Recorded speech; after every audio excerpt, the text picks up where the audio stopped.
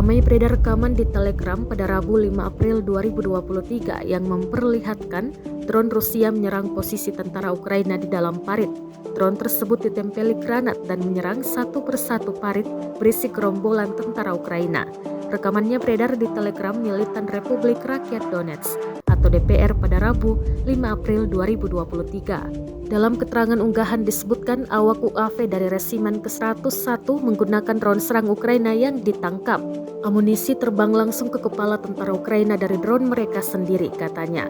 Ledakan tampak jelas di sejumlah parit tentara Ukraina, namun tidak dirincikan lokasi penyerangan kali ini. Kendati demikian, rekamannya telah menuai berbagai komentar dari warganet.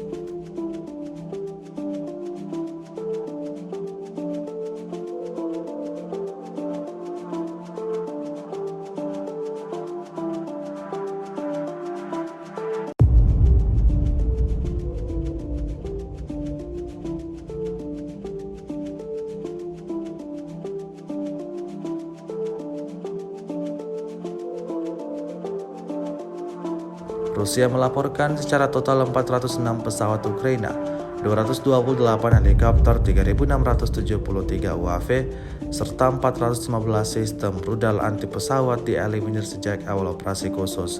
Sementara itu dari kubu Kiev, Kementerian Pertahanan Ukraina melaporkan 550 tentara Rusia dieliminir dalam 24 jam terakhir. Total 172.240 prajurit Rusia meninggal sejak awal konflik hingga hari ke-406.